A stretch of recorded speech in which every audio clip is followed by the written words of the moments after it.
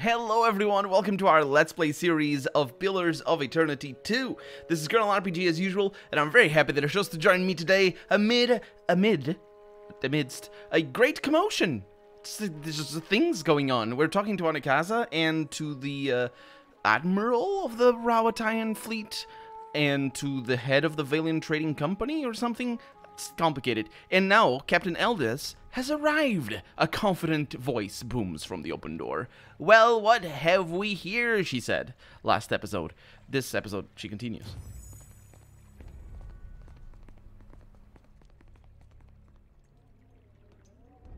The motley sailors who don't hold the Juana guards at bay with drawn weapons take in some of the more opulent decorations with avid interest. One pirate separates out from the fold, sauntering boldly forward. Forgive me, lovesome, but it looks like you're having a party. A rather fine one to which you didn't invite me. She winks, swollen at glinting in the light as she cocks her pistol high above her head. You painted vagrants are a plague on my tribes.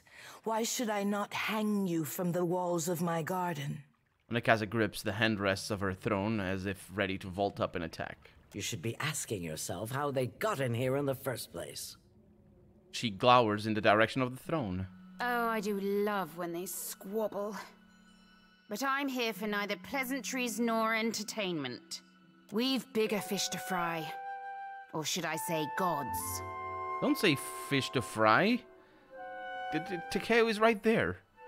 A determined-looking guard inches closer to Eldis from the edge of the court. Without looking, the Principe captain swivels her pistol to aim straight at his chest. Now everyone just calm down. I promise we won't fire on you at this time. Unless firstly provoked. That is, until once we've safely absconded from the city back to the high seas. She grins magnanimously. Then all bets are off again, aye? Yes. Well, if you have a point, pirate, I suggest you reach it quickly. We're supposed to take a bunch of pirates at their word? She crosses her arms, the wooden hand groaning. Right you are. However... The narrow-eyed look she settles on the room is more than a little bloodthirsty. I'm here because I've got questions, ones that can't wait. And the lovesome watcher's the only one likely to answer them nicely. With friends like these, our cause is doomed already. No, I'm not gonna say that. Let's see, if we want to reach Ukaiza, we'll need every ship at our disposal. All of us must plan for the inevitable, even if we cooperate Eotha's wins. I'm gonna listen. Perkamplanka, this is nonsense. I have no intention of letting Ukaiza fall into the hands of plunderers and thieves. Right. Right. I like that you chose those words, Mr. Director Castol. Ukaizo? What's the lost city of gold got to do with a god on a rampage? Using the barrel of her gun, she tips her hat back curiously. Well, yeah. Eothas is going to shatter life and death while the rest of you bicker over land rights. Actually, that's true. And also, technically not over land rights, specifically not with her. She was talking more, her quest lines are more related to slavery than anything else, if I remember correctly. Eothas is this is probably the biggest problem. Eothas is going there to break the reincarnation cycle. Well, fuck, if that doesn't put things into perspective. Well, that's a feeling I can relate to. But what's that even mean in the long run? Folks who die won't be coming back again. Actually, I don't know. I'm pretty sure it's just another Hollowborn crisis. Because if souls can't be brought back, there's just not gonna be people. Because animal souls don't use the same the wheel, as far as I can tell, because they were used to try and fix the Hollowborn crisis in the Deerwood, which was caused by, well, it's in the first game. But it's all related to this. So it follows that animal souls were either deliberately not used in the machines, in the Pillars of Eternity in the first game, unless of course I'm wrong and the Pillars of Eternity are just the Adra pillars. But either way, either they didn't use the animal souls on purpose, or the animal souls basically don't need the reincarnation cycle. It's complicated. So their souls will be trapped in the in-between. That's hell, isn't it? Basically, okay. Maybe not at first, but eventually Aura will be starved of life. Yeah, that's probably what that's the problem. You can't just arrive late and expect me to explain everything. Okay, it's official. The third answers are always the funniest. Yeah, maybe not at first, but eventually Aura will be starved of life. This is all dark and foreboding sounding. But what's it mean for my soul? I mean, I like the idea of pirating throughout the Great Beyond as much as the next gal. But if, say, I got no awareness after I die, does it even matter what happens? Oh, you have no awareness after you die. No, actually, that's not... I don't know if that's explained. You have no awareness after you get reincarnated. That doesn't mean that your soul in the Great Beyond, or whatever. It's not Great Beyond. What is it called? In between? Sure, same thing. Hell. It's the name. H-E-L. It doesn't mean that the soul doesn't have a memory. Actually, I started off saying what I was saying just now, agreeing with her. That if you have no awareness, no continuity. Well, I guess continuity is not really the word, but I guess if you don't exist anymore, because awareness is existence, in what pertains to Captain Eldis anyway, and to every one of us in here, then it doesn't really matter. So I started off agreeing with her, but I'm not sure. I wonder if the game is just gonna explain if we do have awareness or not. Ak, of course you have no interest past that of your eyes and your stomach. Let us speak now of what can be done. Must be done. Watcher, you know best of all of us what our options are. Yeah, I can't follow through with that conversation. So, our only hope is to reason with him. Every cannon in Aurora couldn't slow him down. More answers could become apparent when we land on Okaizu. Yeah. Reasoning with him he's mad. Elthas comes across as just an evil person. There's no like, he doesn't even... The only way to write a villain like him to be empathetic, I guess it's not that he's not empathetic, it's just that to be in shades of gray is what I mean, is for him to have an argument. And when I say an argument, I don't mean for him to explain what he feels. I mean for him to have a reason, even if the reason is because my cat died.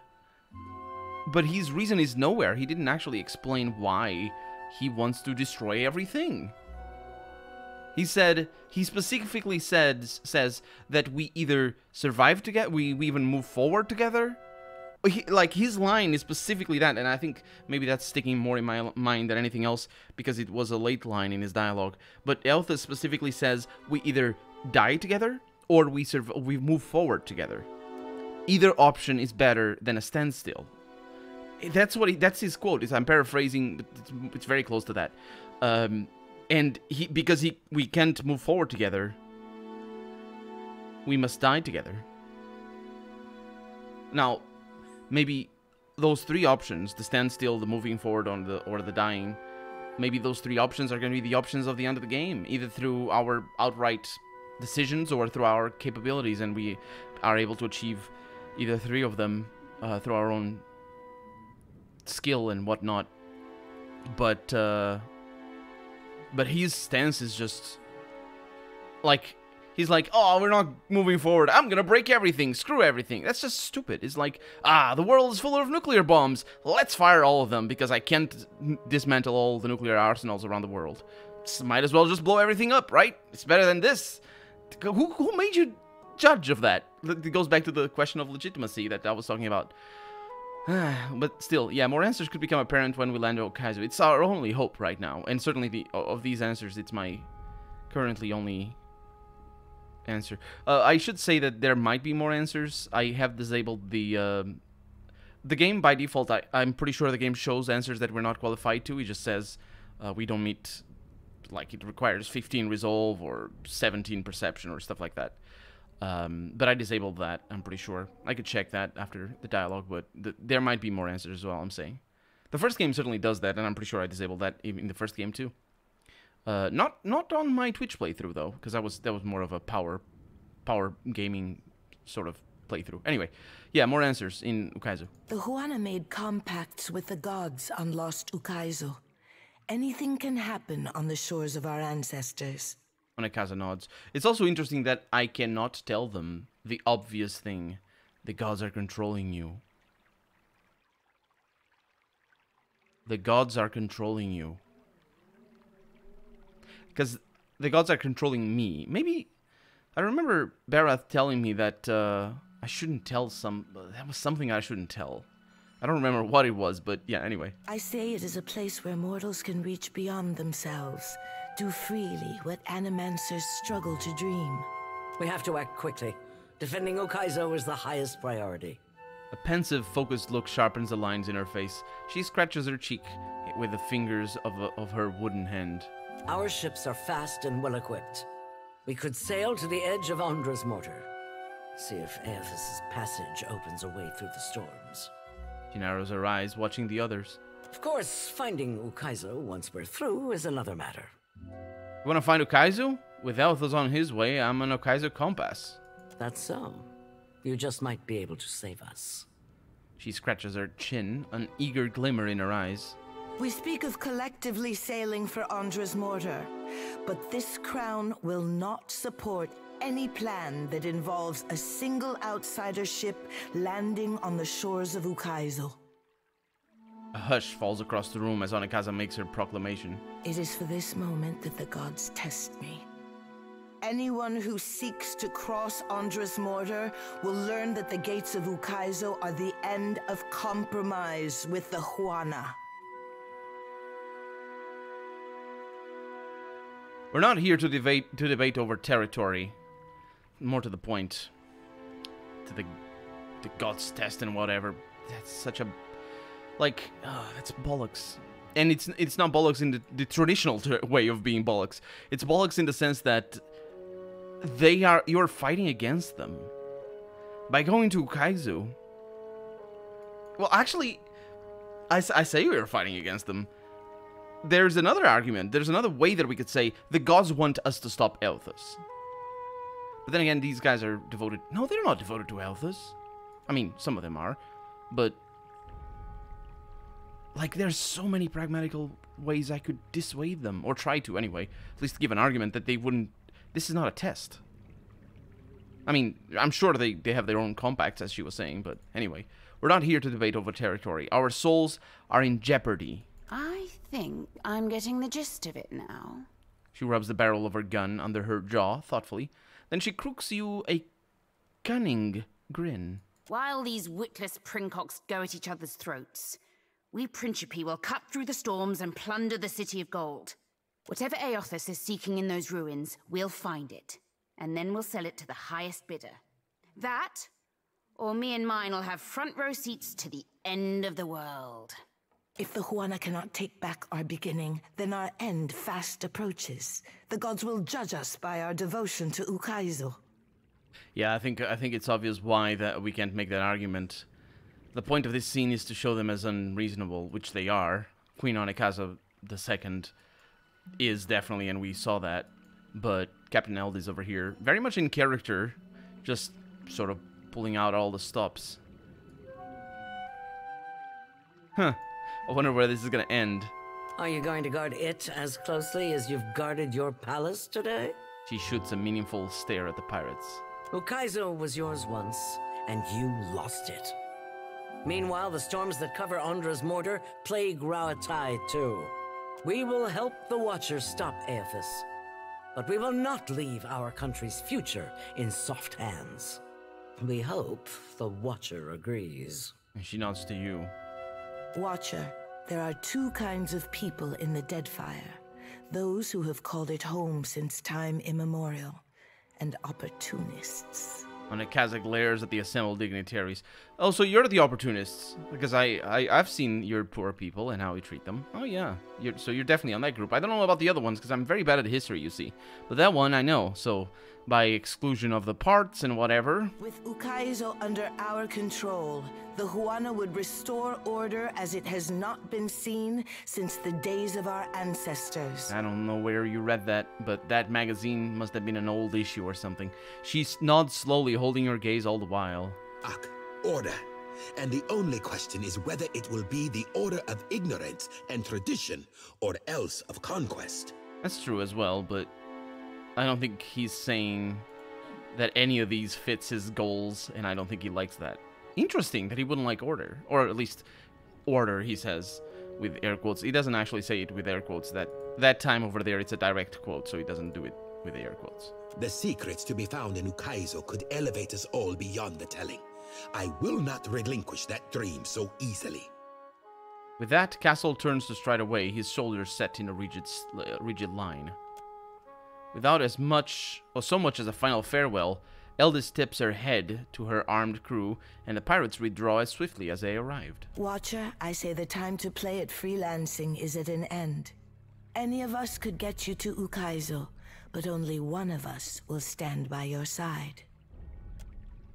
Studying you carefully, Onakaza nods and gestures for her attendants to clear the room. Let's speak, Watcher, while we have the chance. Well, I guess we're forging alliances. Somebody asked me the other day on stream, I think, whom I had joined. And I was saying that I think I'm pretty early in the main quest. Well, not anymore. We're not. But I was saying that I think I'm pretty early. And I guess this is how we stop being able to do quests for everyone. Ukaizo. We are actually going to Ukaizo. Takeo turns his colorless gaze towards you, unfocused, but full of concern. The tribes will look to me to bridge our past and our future. A heavy responsibility, I say.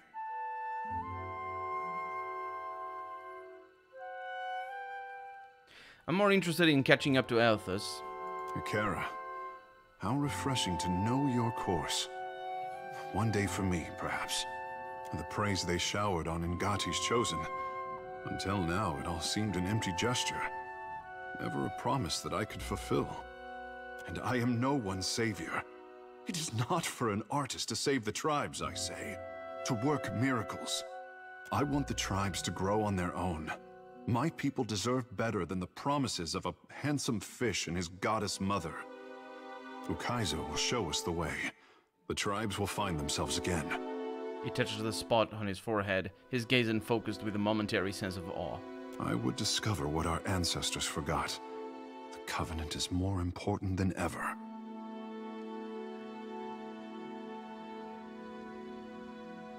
I would like to say that he will save them if he helps me. Because this is bigger than the tribes, it's bigger than any nation. It's the whole world. This is bigger than the first game, even, than the Hollowborn, even though it felt very overpowering and ever-present. The Hollowborn crisis. This is even bigger than that. This is gonna screw up everything.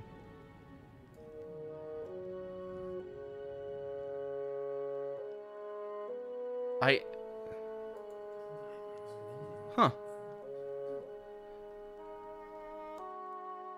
It's interesting. It's really interesting here as well because we're seeing the political struggles and his focus on his own more immediate goals.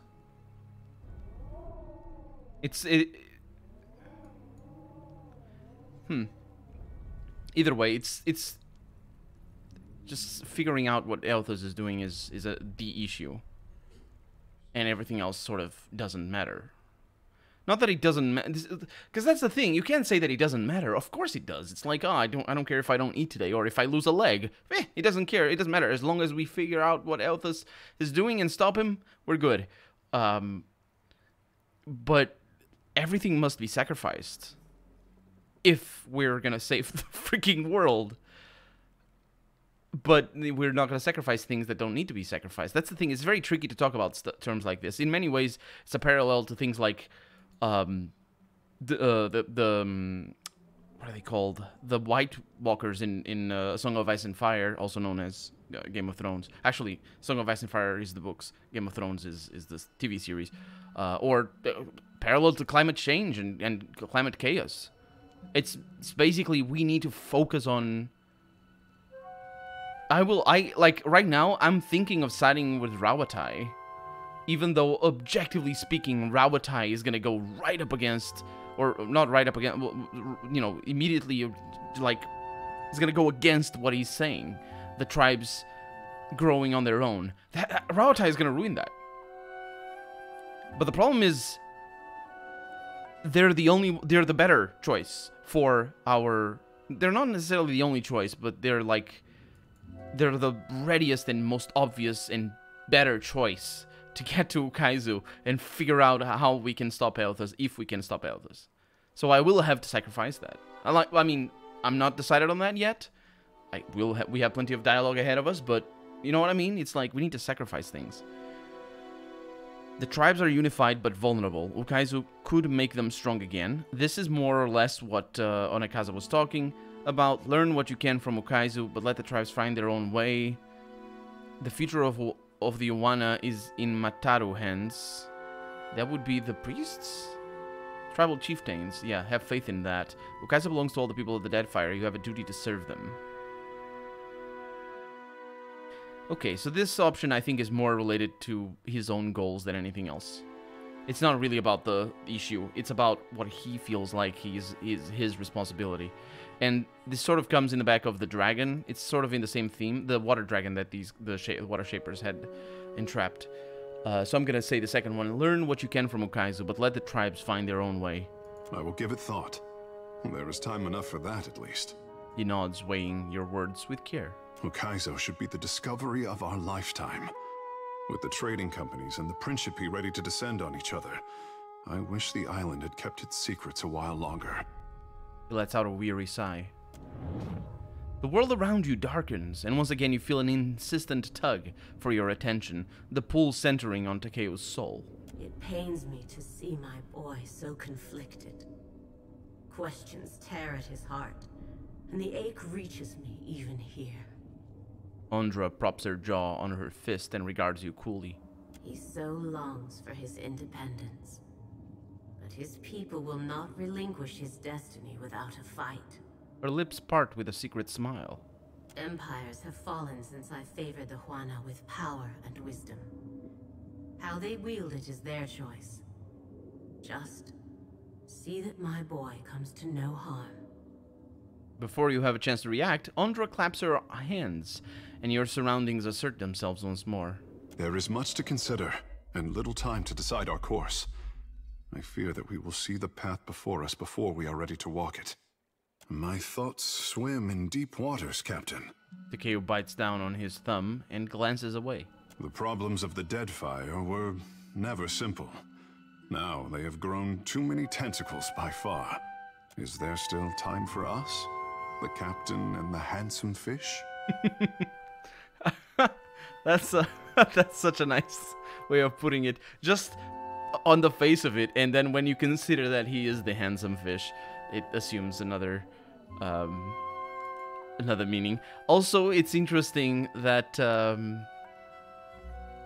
it's so very true that they were never simple, but now, holy crap. Takeo winces, voicing the idea seems to have brought him real pain. Oh.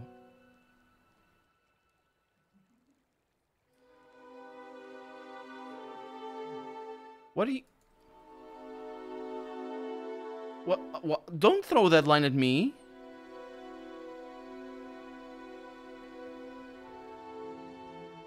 What do you mean by having brought him real pain? Okay, so that didn't happen. We can just... He said the handsome fish and I laughed at it because it's funny. I care about you, Takeo. I'll make the time. Then ignore my worries, I say. Ingati would not have us wallow in concern. Takeo sighs, his shoulders releasing some of their tension.